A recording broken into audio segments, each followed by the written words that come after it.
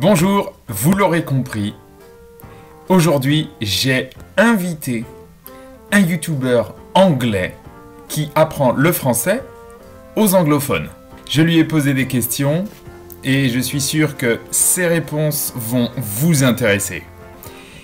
Dans les thèmes, il y a des conseils pour apprendre le français, ses impressions d'étranger à Paris, sa vie quotidienne à Paris. Vous pouvez regarder le chapitrage, la timeline pour identifier les thèmes. Est-ce que vous avez des questions à lui poser? Exprimez-vous en commentaire sous la vidéo. Vous pouvez activer des sous-titres français ou anglais.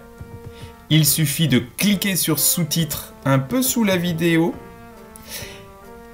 et de choisir dans les paramètres la taille et la langue. Je vous souhaite un très bon visionnage. On y va! James, je suis super content de te rencontrer.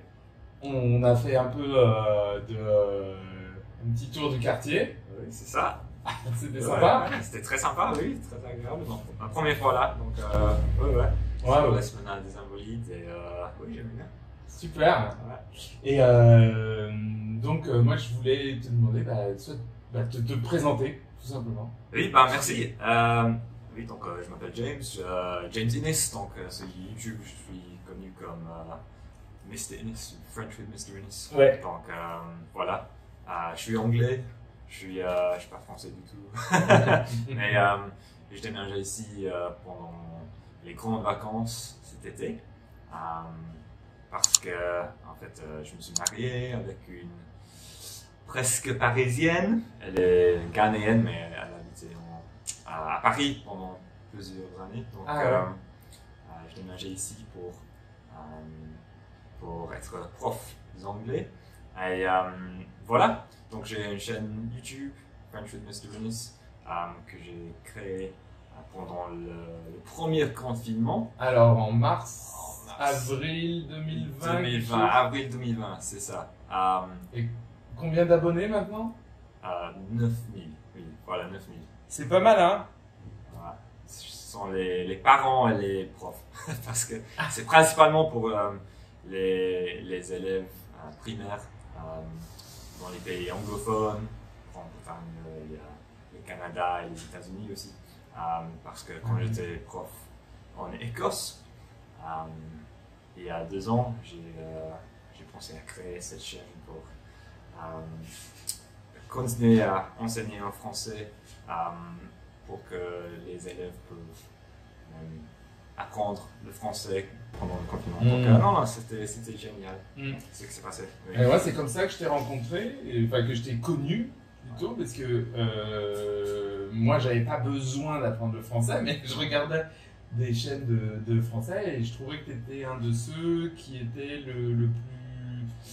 un des plus originaux et sincères, authentiques, et très créatif en fait. J'ai dû être très créatif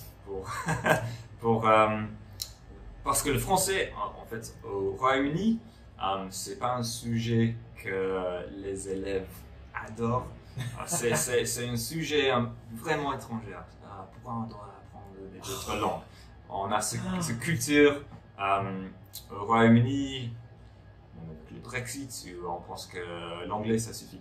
Et peut-être c'est le cas, mais j'ai voulu vraiment être très créatif, avec beaucoup de visuels, avec beaucoup de jeux, pour que les enfants puissent être vraiment inspirés de culture française et de langue aussi. Ouais. Et c'est vraiment bien parce que tu abordes des sujets, il y a Noël, il y a le sport, des choses qui sont qui peuvent toucher les enfants. C'est exactement ça. Vraiment ça. Comment présenter la famille, comment parler des vêtements, oui, Noël, Pâques, Saint-Valentin, tout ça. Donc tous ces sujets. Saint-Valentin, ouais, exactement ça. Donc tous ces sujets que ils aimeraient. Et toi, c'est quoi ton parcours? Comment on devient French with Mr. Innes? Ouais. Comment devenir comme ça? En fait, j'ai profité d'habiter en Belgique pendant plusieurs années, donc ça a vraiment aidé ça m'a aidé d'apprendre le français quand j'étais en école, mais il faut toujours pratiquer, faire la formation, parce que c'est pour devenir French Mistress, j'ai dû même apprendre beaucoup de nouvelles phrases, de nouveaux mots, améliorer l'accent parce que mon accent c'était vraiment anglais et je continue de progresser. Donc pour devenir pas couramment français, parce que moi je parle pas couramment français, mais je suis au niveau peut-être B2, et ça suffit pour avoir des collègues, de parler français avec des collègues, comme maintenant, comme que je suis prof d'anglais dans une école bilingue. Tu as des collègues francophones? Ouais, voilà. Donc j'essaie de parler français aux eux. Ça c'est très important. C'est très important de regarder des séries en français. Ouais. Qu'est-ce que tu conseilles? J'adore 10%. 10%. C'est sur Netflix, c'est super. Camille Contin, elle est excellente. Et elle a fait un film avec Matt Damon. Oui, c'était super. Oui, c'est vrai. Ouais. Donc elle est mieux connue. Elle est dans Killing Eve aussi, un show de BBC. Donc 10% c'est super. Même juste regarder si on peut le sport en français aussi, le Roland Garros, des choses comme ça. Et il faut, je pense, avoir une appli, quelque chose comme Duolingo. Ça doit pas être Duolingo. J'adore Lingodeer aussi, juste pour faire la formation 5-10 minutes par jour. Voilà. Et aussi regarder les chaînes YouTube, comme les Français pour oui, ça c'est sûr. Excellent. Merci. Et c'est quoi tes intérêts dans la vie, sinon? Les intérêts, j'adore le sport. Je profite bien d'habiter à Paris parce qu'il y a plein de sports ici. On peut regarder, on peut aller au tennis, le Paris Masters à Bercy. Ah, tu y es allé? Oui, je suis allé. J'ai vu Djokovic, Zverev, mon fils, pour 21 €. C'était super. Ouais. Roland Garros, c'est beaucoup plus cher. Mais voilà. Quoi d'autre? L'athlétisme aussi. Il y a le Diamond League qui est ici, à Stade Charletti. On aura la Coupe du Monde de rugby en 2023 et aussi, bien sûr, les Jeux Olympiques.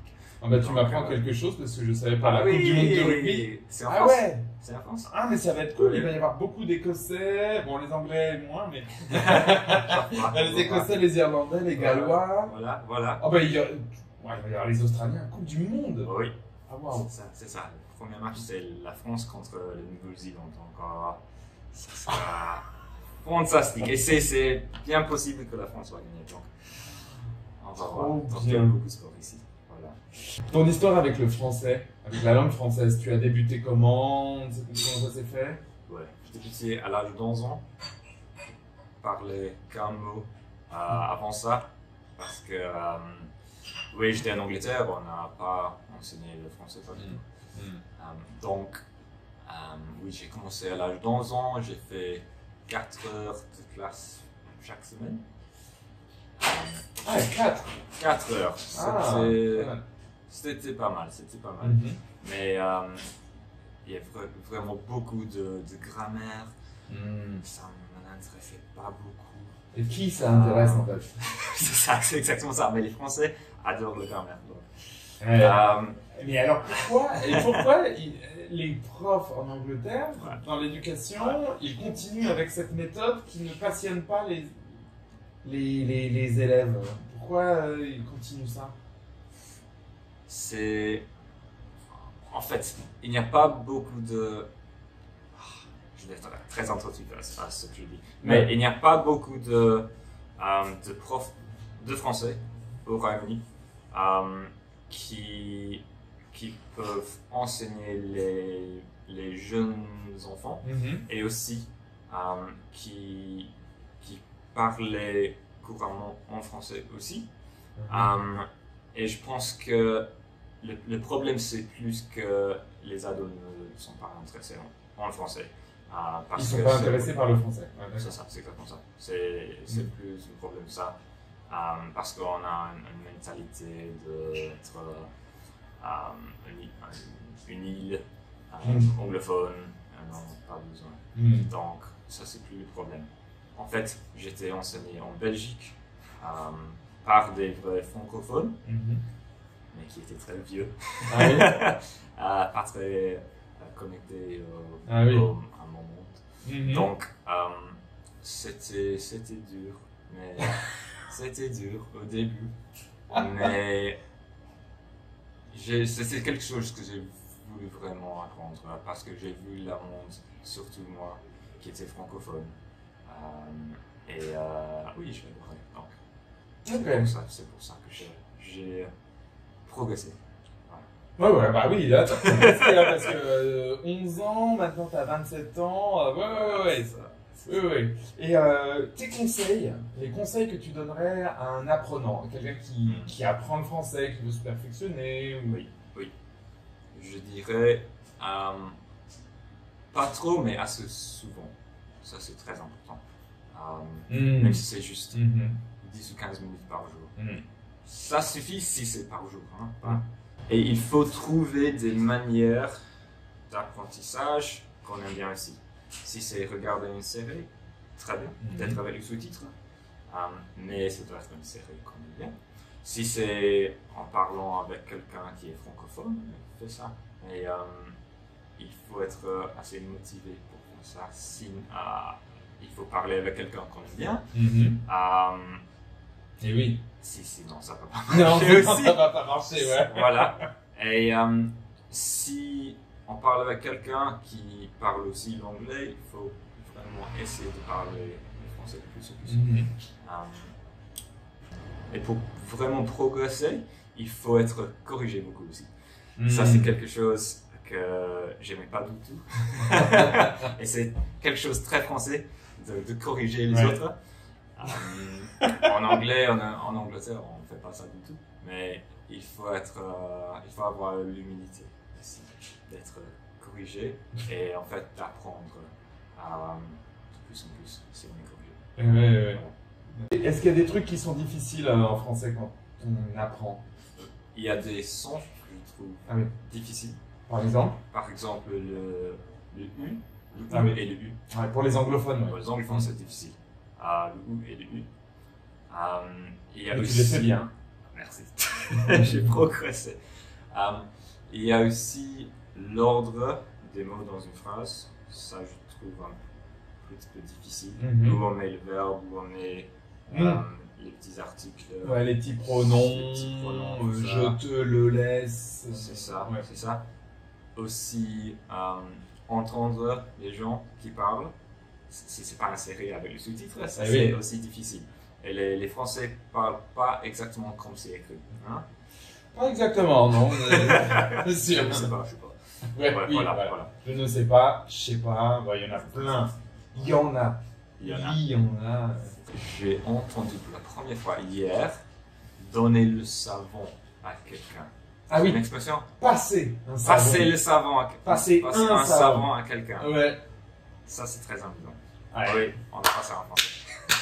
Je vais vous passer un savon si vous continuez à faire des erreurs. Passer un savon à quelqu'un. Je vais l'utiliser. Ouais. Il y a des endroits, des petites villes ici à Paris et en Ile-de-France, je trouve très difficile à prononcer. Comme Gennevilliers. Ouais. Ça, c'est un peu difficile. Pas mal, Gennevilliers. Oui. Carrière-sur-Seine. Pardon? Oui. Ouille. Ouais, voilà. Oui. Ouille. Carrière-sur-Seine. Et ouille, ça fait aussi aïe. Comme la douleur. Ouille. Rueil, ma maison, je sais pas si c'est. Ouais. Alors, c'est Rueil, ma maison. Rueil, ma maison. Ça, voilà. C'est difficile. Reuilly d'Hydro. Il y a aussi une station de métro. D'accord. Reuilly d'Hydro. Reuilly. Ouais, ça, c'est des trucs un peu compliqués. Ouais. Voilà. Rueil, ma maison. en fait, j'étais dans le train et il y avait un gars qui m'a demandé, il voulait de l'argent Et Ouais. il a dit, ma mère, elle est mal à la maison. Donc, je lui ai dit, ouais, je parle. En fait, j'ai dit, I do not speak French. Ah ouais, Mais il y avait une autre femme, il a demandé. Et puis, elle a donné le consigne pour arriver à Roy mal maison. Mhm. Parce qu'il a dit que sa mère est mal à la maison. Donc, elle a pensé que c'était une direction pour Roy mal d'accord. maison. Et voilà. Donc, il s'en fout.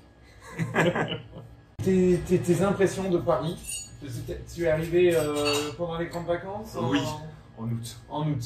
On est une semaine après, je me suis marié. Donc c'était vraiment. On a fait deux mariages en fait, en Ghana, puis en Écosse, puis on a fait la lune de miel, puis on est arrivé à Paris. Le premier jour, je suis allé j'ai fait la course en Carrefour et j'ai pleuré. J'ai pleuré.